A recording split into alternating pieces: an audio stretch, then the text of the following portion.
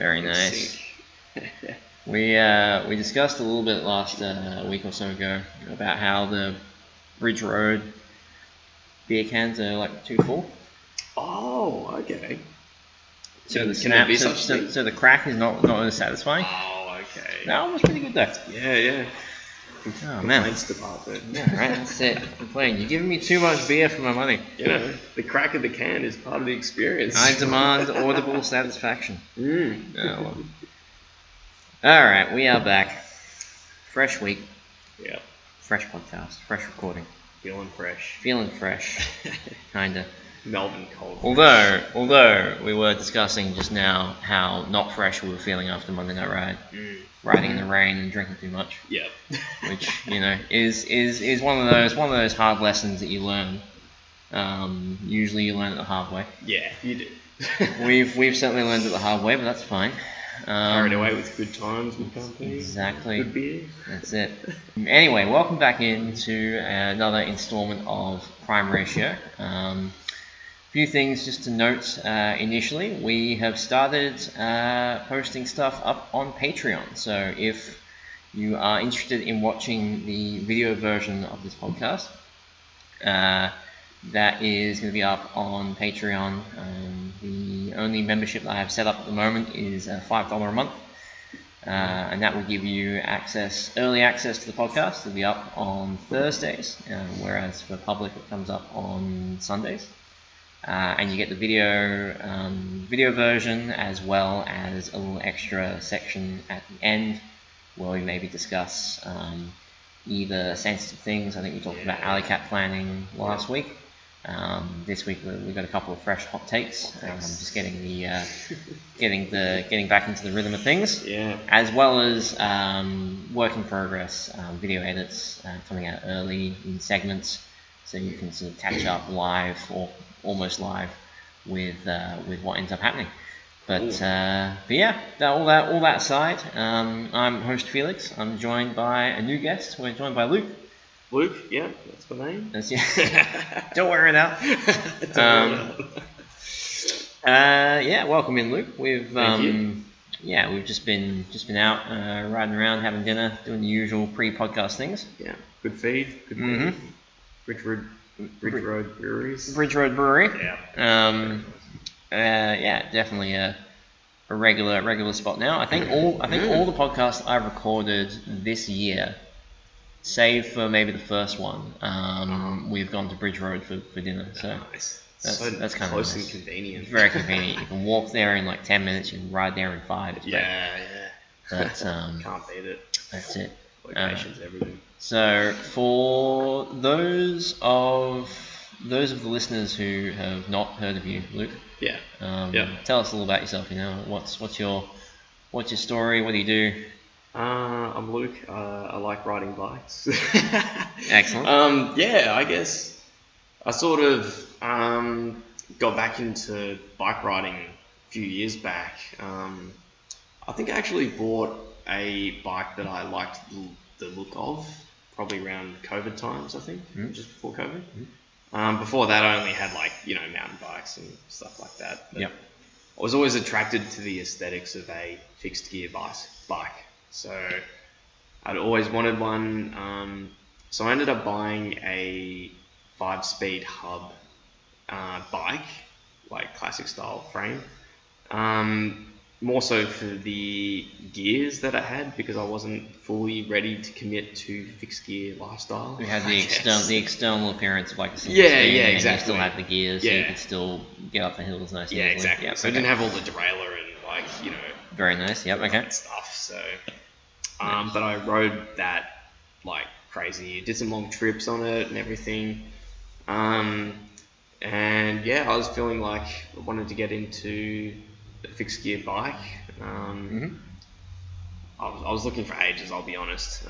But I ended up searching on Facebook and found the Fixed Gear Melbourne club. Joined the Facebook club and then rocked up to one of the Friday social events. You just hung out. Yeah, just hung out. Socialised, shot the shit. Very nice. Sussed the vibe and everything. And everyone was pretty cool, so I thought, I'll give them a go. I'll give them a go, yeah. Nice. On the Monday night rides, rocked up with my 5-speed bike. Stayed in third gear though, you know. But yeah, wicked crew, made me feel welcome, and yeah, I guess just solidified my love for the bikes and social riding, and you know, just exploring the city and everything. So It gives you a regular thing to look forward to during the week, I find. yeah, absolutely. Is what I hear back from a lot of people. They say, it's just like part of like the social calendar. Either the ride and then the Friday sessions and alley cats and events and stuff. The alley cats are wicked. Gives you something to follow. Yeah. You know, try out your skills on the bike, and you know, find areas where you want to improve, kind of thing. Yeah. Yeah, I remember my first alley cat was super daunting. Which one was that? That was. I'm trying to think. Was it Max's first one? It was either one of Max's or one of yours. One of mine, I think. Yeah. Okay. I don't, from memory, it wasn't too hectic. Like, I did take it pretty easy. Pretty easy, yeah. Yeah, it was like a good introductory alley cat, I feel. Yeah. It wasn't overly complicated. I think there might have been some riddles in there. Oh yeah, that was mine. Yeah. Yeah. Would have been one of yours, Felix. The one that had the like the multicolored cable ties. Was that it? No, that doesn't. That wouldn't have been it. Like the checkpoints would give you cable ties. Oh no! Was it in I the missed summer? out on I don't know. I can't Must have remember. been Max's then. The first. Max's. One. That was the one with like the cats, and you find the cats. Yes. And you have, like, yes. Yeah. And I think that was the first one. 10 checkpoints. Yeah. No, Yeah, that was a good one. At that point, yeah, I'd have been to a few Monday night rides, and there was discussion around the upcoming alley cats. Yeah. And everyone's like, "Oh, I'm going to see you there. We're going to see you there." And I was like, I "I'm guess- not qualified to I be an guess so, alley yeah. cat." But what the heck? I'll give it a shot. Yeah. Nah, ultra fun. And yeah, I think I've been to most alley cats since, actually. Or Most of the ones that popped up, they're pretty sporadic when they happen. they are pretty sporadic, but But, yeah. They're awesome fun. Everyone's got their different take on it and does something different and interesting. Yeah, exactly. Like there is the traditional format of like the checkpoint, point to point. You go somewhere and someone assigns your thing, and then you go. Yeah. But yeah, for the most part, it's you often find people take that and put a spin on it and stuff. Like I've done that to an nth degree. You know, it's like so many different ways you can skin a cat, and then playing cards and games and puzzles, games, riddles, and shit. and whatnot. Exactly. Wicked fun. Definitely a good community to be a part of. Yeah. If I do say so myself. Yeah. No, I would say, like, in terms of like the clubs and everything that I've been a part of over many years, this one feels like the most accepting and like supportive, I would say, which just like makes the hobby so much more Absolutely. fun. Yeah. And engaging to be a part of. If you got nice people, people that are nice to be around, you're going to want to do the group activity more. So that ends up making it a lot more engaging, a lot easier to do. Yeah. A lot more enjoyable. And you're more motivated to do it either on your own time or with others. You know, exactly. It's like, it works out really nicely. Yeah. But yes, I did eventually upgrade my my 5-speed bike to a fixed gear. Yeah, you turned the dial up to 11. Yeah, I did turn it up to 11. Facebook Marketplace score. It was a Colossi frame. Their model names are so annoying and hard to remember. It is, but it was made to look like a Cannondale track frame. It was made to look like a Cannondale Capo, I believe. Capo. Called. Yeah, okay. Real quick from the editing booth, if you can call it that. I was incorrect in my naming of the Cannondale frame that the Colossi that Luke bought was designed to look like, at least from my perspective. It was not the Cannondale Capo, it was the Cannondale Track. So, forgive me for that misnaming. Let's get on with it. Which is like an aluminium track frame with a steel fork. Yeah. So initially I didn't like the look of them. Yeah. But I've since grown on me. I got a few people in the crew have got them. Like you've got one. Yoga's got one. His is custom painted. That's right, spray bar. And that one was like a whole saga of things. Since COVID, he like cracked his fork and couldn't get a warranty on it through the shop, and so I sussed him out with a fork, but it was a threadless fork, and he needed a threaded fork because he had a threaded headset. Yeah. So I took it into a shop that I ended up working at later to get a thread cut into it. Oh wow! They, in the process, destroyed the fork and also destroyed their tool. Oh no! And so sent out to Affinity, which is where the brand of the fork. They sent out to Affinity, got a new one. Wow. Which turned out to have way bigger tire clearance anyway, so it was a win-win. Cool. And I got it for free, and sent it off to Yoga, and he's since done a full custom paint job on it. It looks sick. I remember seeing it at the handmade bike show. Yeah, exactly. For Roobaix last year. Yeah. I did a bunch of custom building on that. Built the wheels, sourced all the parts, did all that. So. Wicked looking bike. Actually, around that time when I saw it at the handmade bike show, that's when I purchased that. Yeah, that's right. Yeah. It was about the same time. We were it was like it's like one of those things where like you either buy something or you have a decent amount of exposure to something, and then all of a sudden you see it everywhere. I've got that at the moment with Clydesdale forks. Like everyone's got one. I mean, Taylor's got one, but it's like you see them everywhere. Yeah, that does happen. And among a few other things, you just see them all over the place. You get so attuned to it. Wow. So I guess that's like almost 1 year fixed gear for me then. Yeah, more or less. Coming up to it. Yeah, coming up to it. Yeah.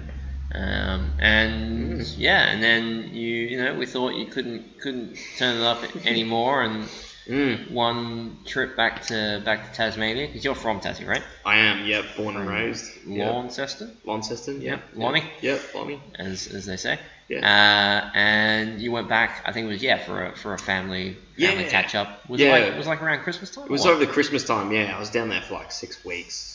I remember seeing stories of yours being like, "Hey, can anyone loan me a bike or whatever?" And it turns out that you just went and bought one. I did. I went, scoured Marketplace again and found something that was fixed gear. It was like an old track bike, velodrome racing bike. Yep. The guy that had it, only used it insides and only used it on the track and stuff like that. And unfortunately didn't have a lock ring on the rear cog, on the rear wheel. So it's a track bike. You're not going to be decelerating on the velodrome. Who does that? That's the thing. That's the thing that people do. Is like they don't run lock rings on the track because why would you? Yeah, that's right. Like you're not going to be locking up the back wheel, or especially not back gearing anyway. So I remember seeing the stories. I was like, this went from like, has anyone got a bike to does anyone have a lock ring? Yeah, that's it. To myself, what's happened? Yeah, that's how it panned out. How's that transpired? I was just so desperate to get a bike while I was down there, and I was adamant that it was going to be a fixed gear. I probably could have caved and got like a standard, like a regular just bike, a hybrid or a mountain bike or whatever. Yeah. I mean, I was kind of that's no fun. Locked into the mindset of a fixed gear bike. Very nice. So this is a carbon fiber. It's full carbon, right? Oh, I know the fork is at least. It might be an alloy frame. I can't remember. It might be an alloy frame. We'll have to confirm. We will confirm. Yeah, we will confirm. Yes. But really specky, like aero tubing. Yeah, very aero. Fuji Track Pro, I think it's Track 1.0. Track 1.0. Yeah. Before they even discovered Pro. Correct. Yeah. And in a rather lovely white and navy blue color, I believe. I like the colorway. That's what sold me on it. It's a good color. Yeah. That's color you don't see very much anymore. It's like white. White bikes in general are impossible to keep clean. So nobody makes them. And that's like the one that you ride when you want to have a little bit of fun, stuff like that. You've currently got it set up with some super wide mountain bikes, ludicrously wide. And I mean, look, it's one of those things. Like Alex runs really wide bars. Yeah, and he's tall. Yeah. So it all scales up. You're a little bit, disproportionate Yeah. to what I should you're probably a little shorter, but you've got like, I don't know how wide your bars are, but they got to be at least the same width as his. Yeah, no, they're And ultra wide. you see them and you're just like, stretch. I love them though because it gets rid of the twitch in the front fork a little bit. That's true. Yeah, it would be like, because it's track geo, you have like real twitchy front end. It's so like super track. chuck like a 90mm stem and some Yeah. a broom handle, and then you set. Yeah, I've got some drops for it, and I mean the plan is to put them back on, but I can get some. It hasn't happened yet. Yeah, okay. I see. Got to come down to. Come down to the shop. Yeah. You've been saying that for a while. It's alright. Finding the time. We'll get there eventually. I feel that. Yeah. There's a few things I want to upgrade on that one. So that's it. So, yeah. But no, cool. And I believe, I think of all of the crew, I think you have quite possibly the coolest job. That's the feedback that I get from everyone else. That is feedback, yeah. I mean, to me, it's like, it's because I've been working there a while. It's I don't think too much. The novelty's worn off. But yeah, I'm reminded every time. Every time I like tell everyone what I do. I'm a Lego. I work at a place and we build Lego sculptures, basically. So like the sort of the large scale Lego things that you see either at Melbourne Museum or like the Lego certified stores, or like certified stores, or like a town hall, or any sort of like event where it's like promoting something and you can build something out of Lego for it. Like, pretty much. Yeah, you've had a hand in that. Yeah, that's pretty wild. Yeah, no, it's fun. I got into it because I just love doing the creative thing, and just. I always thought or used Lego as sort of like a different artist's medium, basically. Yeah. Some people sculpt out of clay or carve things out of stone or whatever. You sculpt out of Lego. I sculpt out of Lego, basically. That's why I always kind of looked at it. It's a hell of a statement. I like that. Sculpt out of Lego. Sculpting out of Lego. That'd be cool. Do take a chisel to things sometimes. It's part of the job, but otherwise, it's very creative process, and I just love that kind of that flow. Yeah. I guess it kind of leans into the fixed gear bike riding as well. You're taking bits that fit together that maybe aren't meant to, and then putting it together into something cool and using it and making it work. I kind of feel that. That makes sense. I always often thought, like, watching a whole bunch of fixed gear bike riding videos, it's an art form. It really is an art form. We were talking earlier about the different I guess content creators that are out there. Doing all manner of different things, like Terry B, Lucas Brunel, just to name a few. Like there's all the old MASH videos. I love that MASH on their YouTube channel are like re-releasing the old clips from the original like MASH Transit DVD or like the video. Like literally like 5 to 10 minute clips of different sections of that video of the longer format, and I think it's probably a test. They're probably catering to like the short format content trend that typically is going around. It's most popular these days. Exactly, it's a lot more consumable, and so they're doing all that. They're releasing like they've been going through. I think I don't want to say they're going through it in order, but they've been going through it, over the past couple of months. And they're now at the point where they're adding like the bonus features and stuff, which are a little bit longer, but. It's cool. It's cool. It's cool to see, and like even locally, like all the a few of the local crew film different things. Like we talked last week about Benji's edit from Max's second alley cat, the analog one, during which he quite notably crashed into the back of a Subaru. Happens, I guess. Coming out of Chinatown, I think. So it's one of those things, but. Great for television. Exactly. Great viewing, but great for viewing. Definitely more of a good story. But I was telling Felix as well. A friend of mine, we went on a bike ride together, and he's got those Meta glasses, Ray-Ban glasses, and it's got the little camera. And we filmed a ride up along the Yarra River at night time, and did a little sick edit. I was surprised. At the low light capability and the quality of it. I was like, wow. It's actually decent. Yeah. I'd be curious to see how that sort of footage would look in an alley cat. Yeah. I think we need to get them on board. We need to experiment. Yeah. Yeah. I'll invite them along. Just call them out. Yeah. But yeah. So as far as like your shall we say journey through cycling? Yeah. Because everyone has a journey, you know. Yeah. It's been, the trend 0 to 100. Yeah, exactly.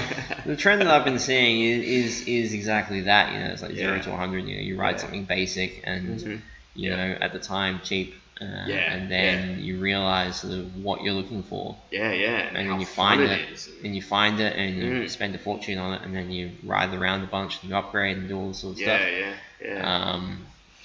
So you went from probably a steel. Yeah, XDS. XDS was steel boat anchor material. Yeah, it was such a boat anchor. But it was solid. I'll give it that. Like, took the do you still have it, or have you sold it? No, I sold it. Actually, I sold it to a kid, and he had his BMX stolen, which totally sucked. But yeah, he's supposed to come around and with the kid and everything, and after a bike for him for school and everything. I hear they had a slight mechanical after they picked it up. Yeah, they did. So they took it for a test drive up and down the street, and then they got back and they were just on the footpath, and then all of a sudden the rear tire just decides to deflate. Yeah. It's just out of nowhere. I felt so bad. I offered them a tube and everything, but they were cool about it. Damn, yeah. What can you do, eh? I think it was like a family of cyclists. Yeah, okay. So they would have been well savvy with all that sort of stuff. But I was happy to know that it went to someone who's going to look after it and appreciate it. Nice. That's good. And to see the smile on the kid's face was pretty cool. That's it. That's a good thing. I've had kids that rock up and check out a bike and they try it out, and you see them really get into it, and you're like, sick. Hooked for life. It's one of those things. One of those things that's hard to describe. But if you ever sell one of your old bikes to a kid, it's like one of the best feelings. But so you went from that boat anchor to a much lighter and zippier Colossi. And so much more fun. That was like your only bike for a good while. It was, That was you said you picked that up, probably about this time last year. That's correct, yeah. And would that have been? Because you went back to Tassie Christmas time, so that would have been so I think, about 6 months. Yeah, I rode that at Colossi for a good 6 months, solid 6 months. Just every day I was just trying to get out on it, and I was new to fixed gear as well, so I'm trying out skids, different things. Different things, getting your technique down. Yeah, that's it. How fast can I corner on this thing? And very good. Obviously the toe overlap was a consideration as well. Absolutely. That bike has crazy toe overlap. It is a tight frame. It's a tight frame.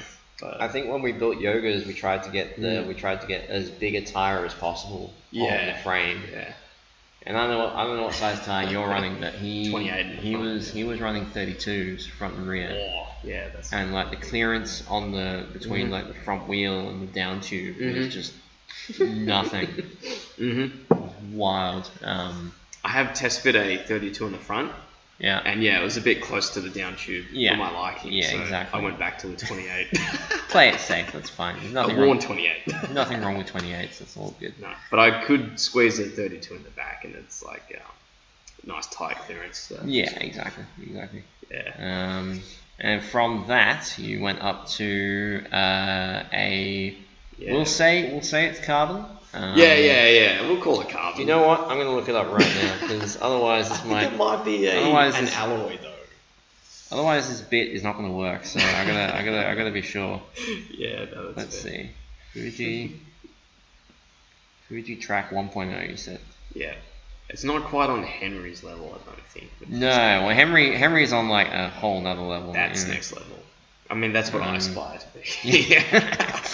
I think a lot of people aspire to be that. Yeah. Here we go. It is aluminium. Never mind. Yeah, all right, so. But it's carbon 4. This is okay. This is okay. We can still work with this. So you've gone from for the most part like round tubing aluminium frame to like full aero shaped aluminium frame, which is more designed for stiffness, speed, all that sort of stuff. I'm assuming that's something that you notice. Yes, absolutely. And it just skids so much better. And I would say the ride is a little bit more compliant than my other bike, surprisingly. But I'm running slightly bigger tyres on this as well. But it's just when you go to skid or like when I'm backpedaling, it just feels heaps more responsive than the other one. There's a lot more engineering that goes into the shape of the tubes and make it stiff where you want it and compliant where you want it. So Exactly. It's a good mixture. Two totally different riding experiences. Absolutely, very, very different beasts. I've got the Shimano SPDs on the Fuji as well. Mountain bike clipping pedals. Same ones that I use. They're good. They're good. I like them. No, they're fantastic. Because again, in Tassie, there's not much of a fixed gear not much of a down fixed there. Gear through there, but yeah, it's impossible to source like just flat paddles and straps and stuff. Yeah, no one's gonna have those. Yeah, so I ended up like going down the route of getting some clipless system stuff. So it's easy, and I love it. It's so convenient. That's it. Yeah, right. Yeah. Yeah, I used to wear like clip-in, like the more casual looking clip-in shoes. Yeah, and I'd wear them all the time to work, but they would just wear out and disintegrate in no time. Yeah. Like ordinarily, like my shoes are very, very.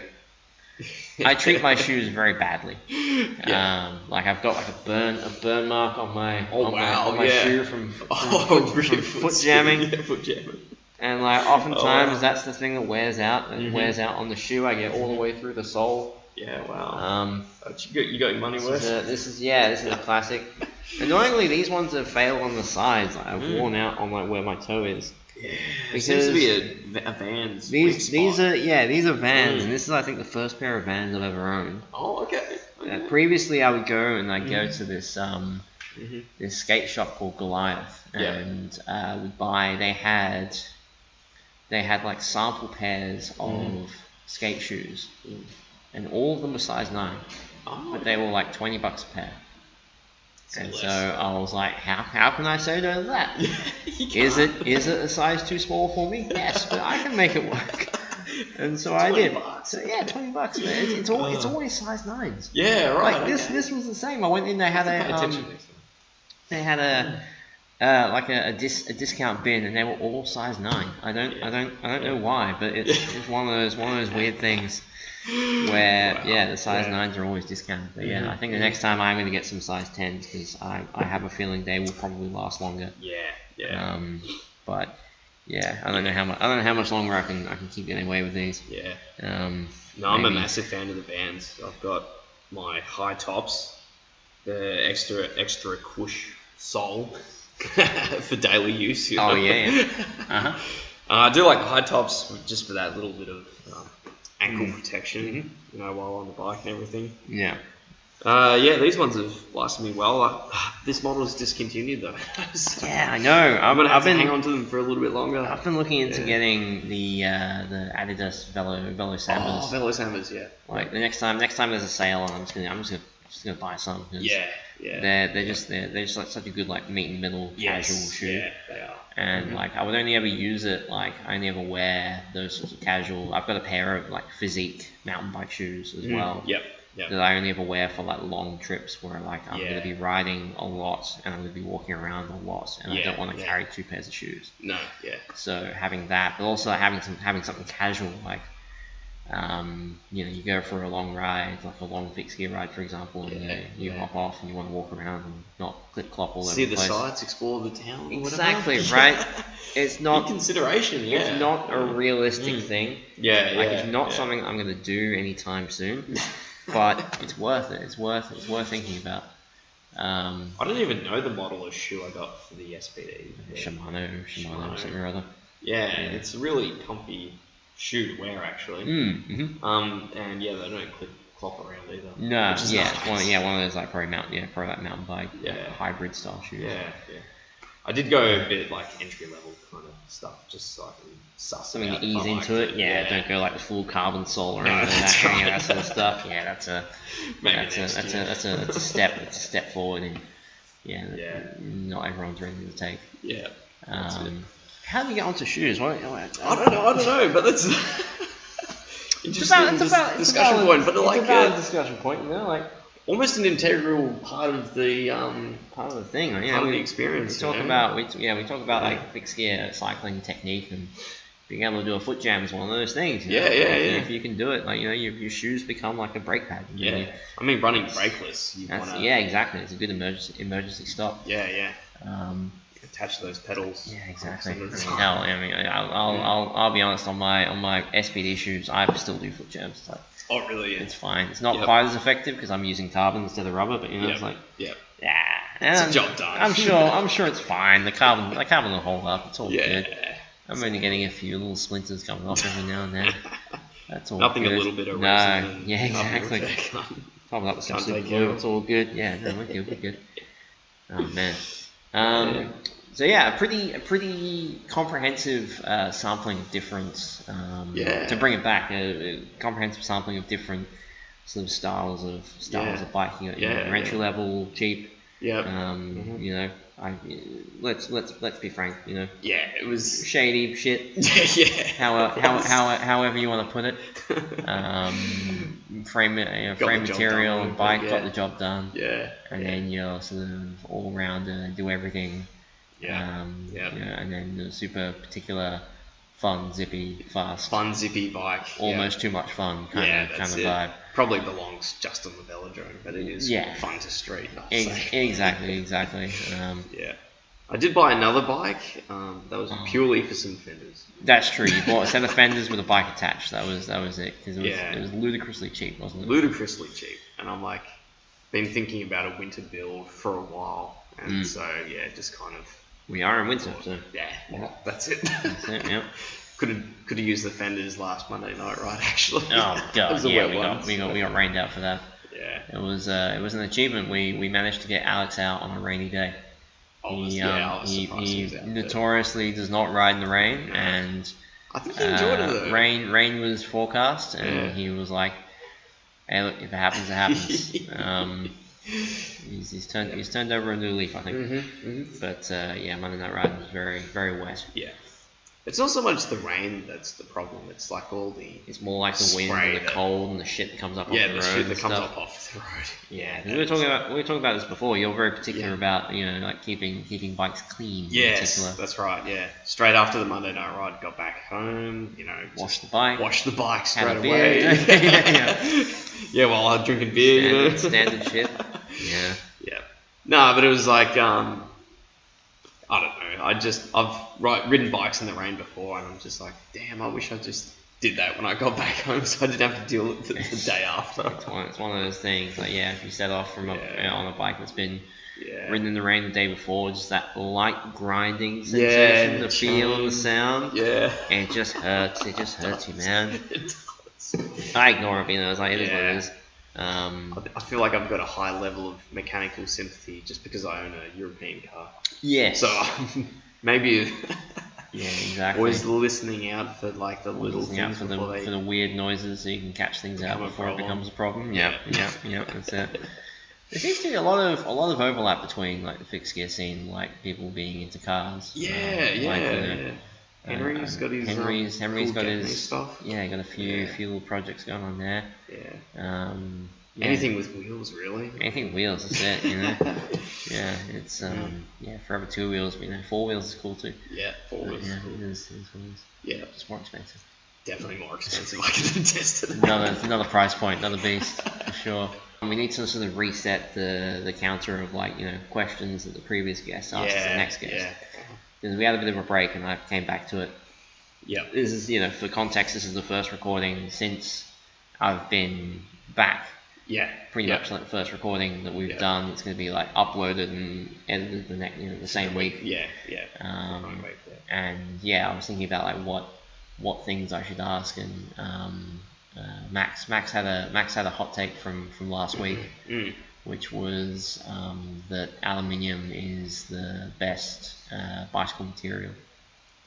Well, yeah, I guess I would. And I was going to bring it up because I thought, the Fuji's carbon. It's not. Fuji's carbon.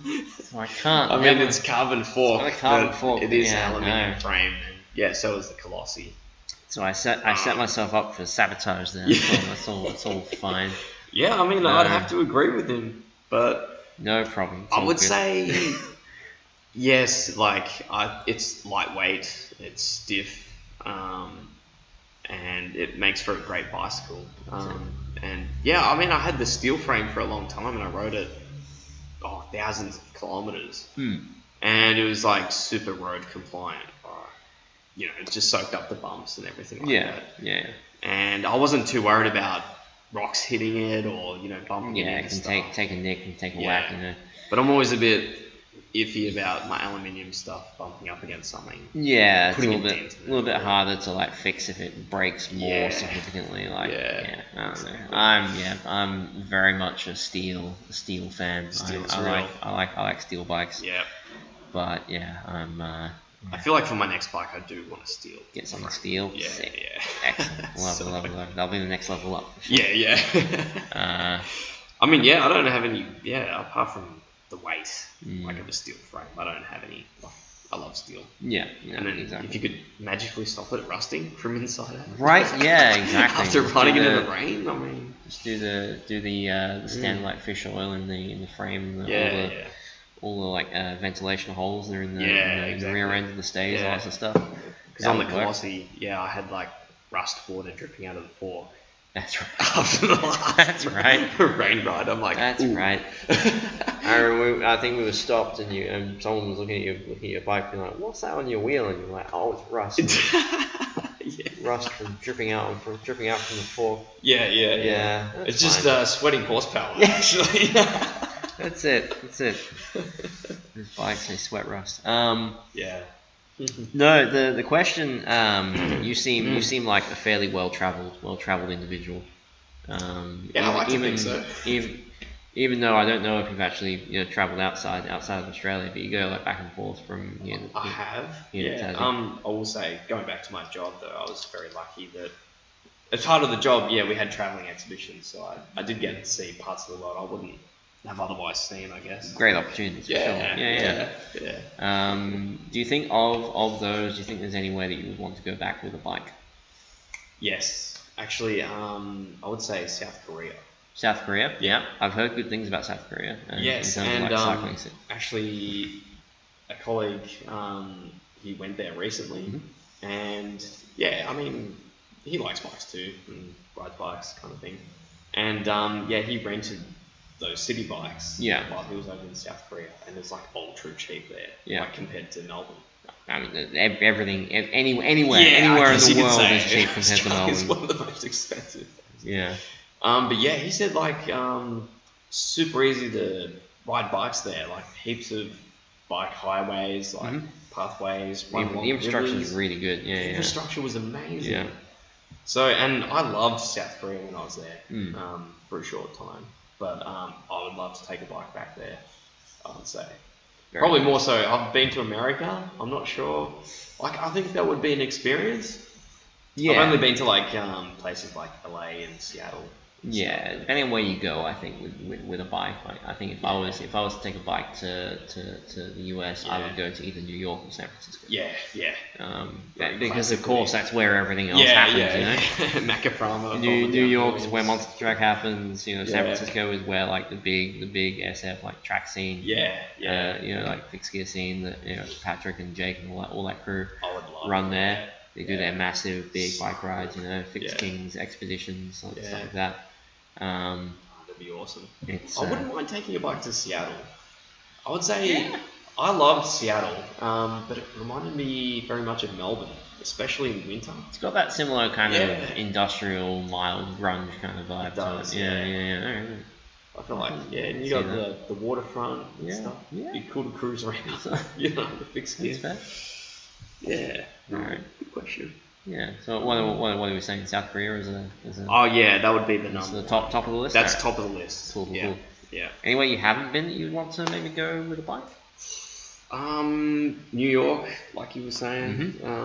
San Francisco. that would be awesome to go.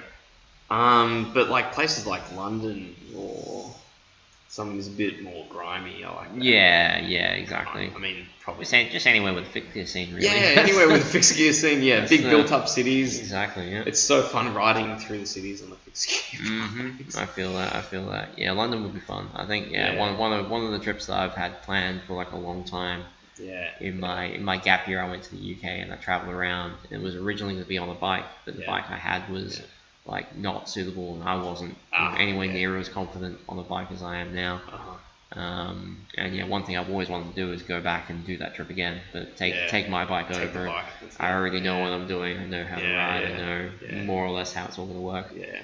So that's still a pipe dream for now, but it'll happen hopefully. Yeah. The other place I'd love to go would be Japan, I reckon.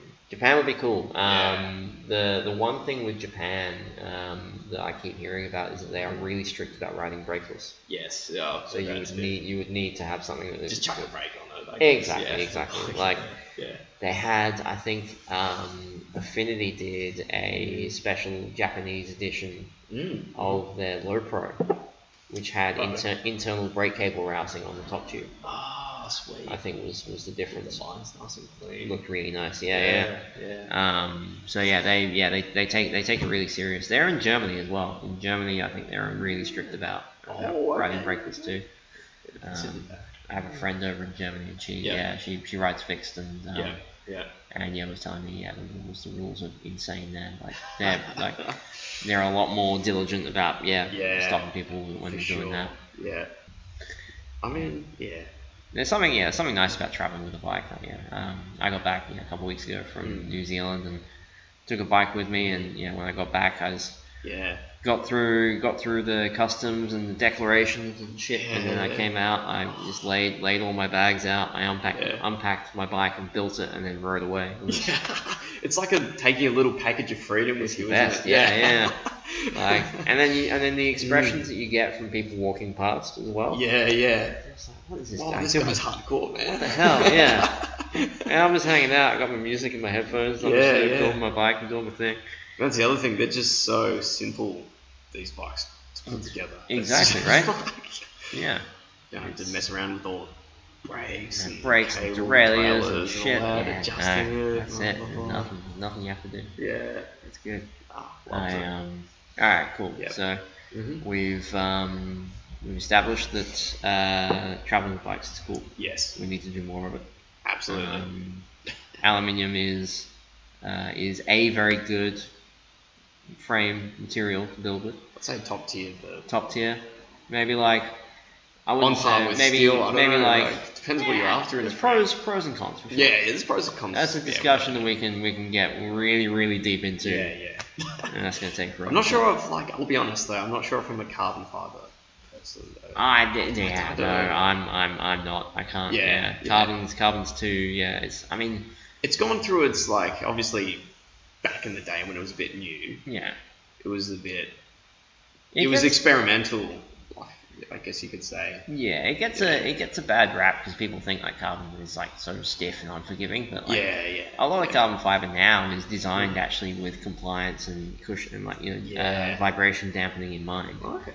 But like for me, it's like still just overall, it's still a damn sight stiffer than a steel frame. Yeah. I mean, I don't want that. I want to actually enjoy riding a bike, and and yes, you can go really fast and it's really efficient, but but when you're cruising around on the streets around here, potholes, right? left, right, center, everything, So I'm definitely set in my ways. And you had a handful of hot takes that we discussed. I did, yeah. Which what are you thinking? What do you reckon is going to get the most discourse? I would say I mentioned it to you earlier. Riding fixed gear brakeless, I don't think it's as dangerous as what it's made out to be. Because when we say brakeless, we're still able to slow down and stop a bike. Immediately people think, oh my god, it's like such a liability, you have no control, you've got nothing. Exactly. This is a discussion that I've had numerous times with people about riding fixed gear in general, and then riding brakeless as well. That you can approach two identical scenarios and have completely different reactions to it. Yeah. And oftentimes the better outcome is when you're riding fixed brakeless. Yeah, right. Because you adjust the whole road. There's no lapse in concentration because you're attached to the bike and it's pedaling. Exactly. Right. If you're not pedaling it, it's pedaling you. And it forces you to focus on what you're doing, so you always have to watch the road. You're a lot more aware of your capabilities, your ability to stop is entirely up to you. Legs. Yeah, it's in you. And so you end up looking a lot further forward, and so you can see stuff happening before it's even an issue. Yeah. And then so on and so forth. Because I'll admit, I've had plenty of crashes, and I would say 99% of them have been on a standard bike. Yeah, exactly. Like me as well. I think the crashes that involve cars, because I have to make that discerning comparison. I've had too many crashes otherwise. With a fixed gear, it's always been less severe. I've always ridden away from that. Yeah. Whereas anything more, tend to be going a slightly bit slower. When I'm reacting with my whole body as opposed to just my hands, it's like it's a lot. You end up being in a much better position. I think that's something that a lot of the community will agree with. I think there'll still be a pretty big vouch and case for running a front brake. As just an insurance. Totally. You describe it as like an oh shit brake. Yes. When you're in that point and you need to do an emergency stop, you just hit the brake and it's easy. And that's also like when you're learning as well. You have the front brake so you can stop. A lot of the crew run them. I ran the front brake on the front of my fixie for the longest time. I did have to use it a couple times, but I was thinking maybe I was going faster than I probably should. You're going too far. I had a front brake and I could slam it on. Exactly. You learn your limitations for sure when you're doing that. I remember doing the massive stoppie. It was around Moreland train station. Oh yeah, It was like a blind corner. You just get around the corner and you see there's something in front, like a car or whatever, and you're like, oh shit. Actually, that's right. Another cyclist had to cross into my lane to avoid a pedestrian. Oh, so I was heading for a head-on collision with another cyclist. Damn. I slammed the brake on, did a massive stoppie, and I still hit him. Yeah, but a lot slower than you would have otherwise. A lot slower, but that's bad. I'm like, now I take that corner way slower. Any spectators or onlookers would have been like, whoa, that was sick. Also, oh shit, okay. Don't know whether you should be like, do it again or that's it. Instant. What the hell? What are you doing? No, that's fair. All right, well that's a valid one. We're gonna jump into Patreon. We're gonna grab another beer and crack on with discussions of funnily enough, more tires. A little teaser for you there. But yeah, this has been the main body of Prime Ratio. Thank you very much, Luke, for joining us. We will catch you later. We are going to tack on the outro that happens at the end of Patreon onto the end of this. So we'll have the consistency and the continuity there. But for the most part, that'll be that. We'll see you in a bit. It's been real. Do we have any other things we want to discuss? Well, there was that Melbourne specific one I mentioned to you earlier. Oh yeah. Okay, so this is a thing I'm actually probably gonna have to cut back into the main episode. I completely forgot to add it. No, that's fine. So we went to Bridge Road Brewers. For dinner. I'm gonna go off screen for the video viewers. We went to Bridge Road Brewers for a number of reasons. First of which was because it's nearby and they have good food. So convenient. Very convenient. It's like a 5-minute ride away. And we went there, we had dinner, it was great.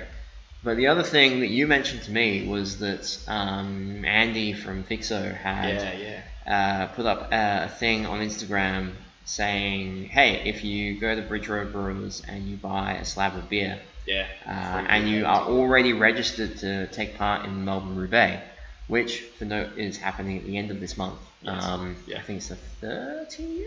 Yes, 30th of June. 30th of June. We will be there, so by all means come and hang out, ride some bikes in the rain, because it will be raining. That's the rules.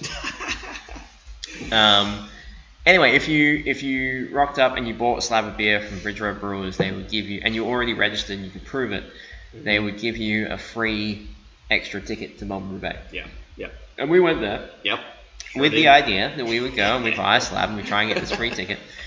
And it ended up being something that took a while for them to verify. Like we asked them a couple of times and they didn't seem to know. They had no idea. They had no idea what we were talking about. And so we were like, that's fine. So we were hanging out, just having another beer and shooting the shit. Kind of assumed that the ticket had already. We assumed because it was one ticket, and also it's a slab of beer. Like slab of beer, like this one was like $60. It's like less than half of what the ticket costs. The ticket's like $100 something dollars. So it's like, so we were like, it's fine, you know. It's a novelty. Maybe someone's taking advantage of it. It's all good.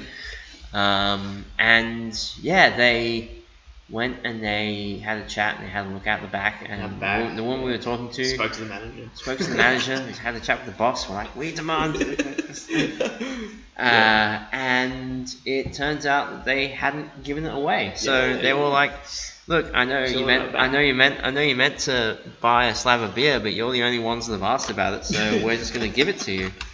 So we now have a Melbourne Roobaix ticket, and I'm not keeping this. I'm going to give it away.